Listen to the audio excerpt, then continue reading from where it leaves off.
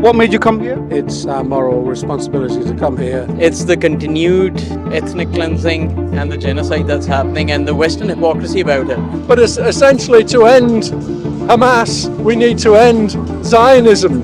An active army needs to intervene. When the people speak, governments will have to follow. Our government is supporting Israel, and it's been over 15 months. What can we practically do? I know we come to these demos, but what is it? Is there anything else further that we can do? First thing is to boycott everything to do with Israel.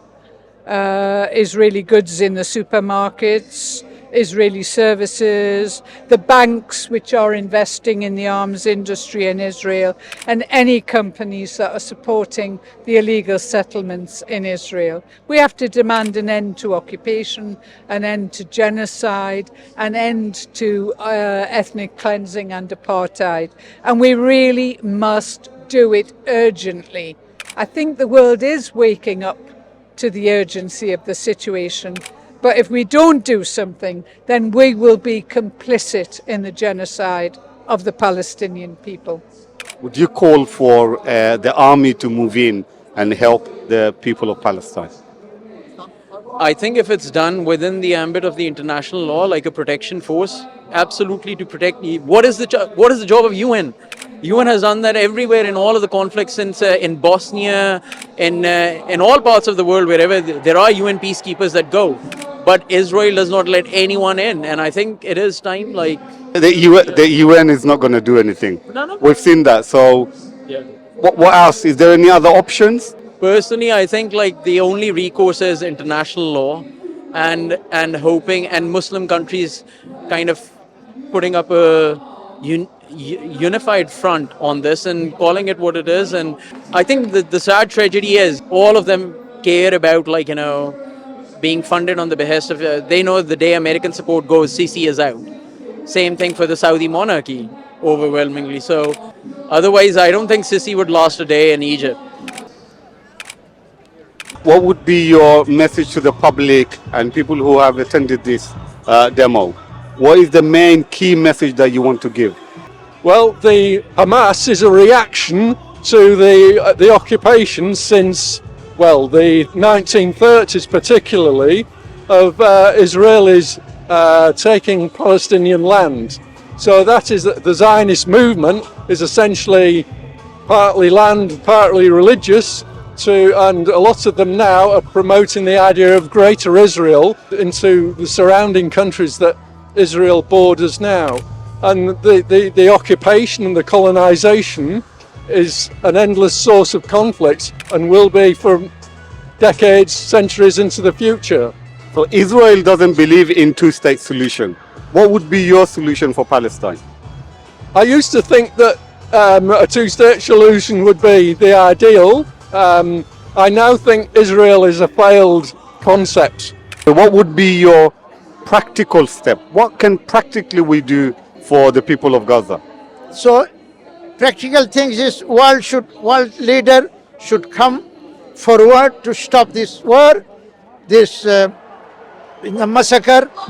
It is against humanity, against justice, against independence. How long it will take? Continue. The nearly 70,000 already killed. What they want to more? So what is the world? What is the leader of the world? Muslim leaders, they are, they are like dead leaders. They are not with the people who wants justice, who, the Palestinian issue for the Muslim Ummah. Muslim leader should stay, if they united and tell the Israel to stop, they will stop immediately. But they are not doing these things. What do you think the Muslim leadership or the Muslim community, like the imams and some of the Muslim MPs, what do you think they can do? What kind of message do you think they should really give to the community? I think they need to also really now get on board with this message, where they need to advocate for military intervention, which has also been missing. I mean, my thing is, I feel, and there has been a lot of criticism on social media from certain personalities within our community, where the masajids and the imams and public figures within the Islamic circles have not done enough. And I kind of agree with that. I agree that they, whether they out of fear or concern of certain, restrictions that have been placed over these institutions and organizations, I think it's time we break that silence. I think with the Muslim community leaders, imams, scholars, they really need to engage with this, regardless, whatever the consequences, because there's no consequences that is greater than what is happening in Palestine. What do you think the practical solution would be for Palestine? To end the occupation, How can we do that? end the colonization, end the besiegement, end the supremacy, and achieve freedom and justice for Palestine. How can we practically do that? Continue doing this, continue building a global... The Western countries, the Western governments are supporting Israel. How can you say that we should continue this demo? But their people aren't supporting, and we rely on the people and the power of the people. And like in South Africa and like everywhere else, when the people speak, governments will have to follow. And what you saw today, hundreds of thousands still in the streets of London after 19 months of genocide, tells you that this is the largest and the longest justice movement in this country. Why are the Arab rulers not moving? No? So I've just asked him, how comes the Arab leaders are not moving?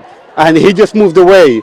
And it's just, he didn't want to say anything. But obviously you can see this is a sensitive issue, and he just wanted to, not say anything about the Arab rulers. But really we can see, if anything, the Arab rulers are the main protectors of the Zionist state. And until and unless people start accounting these Arab rulers, then these protests, they're not really meaningful at all.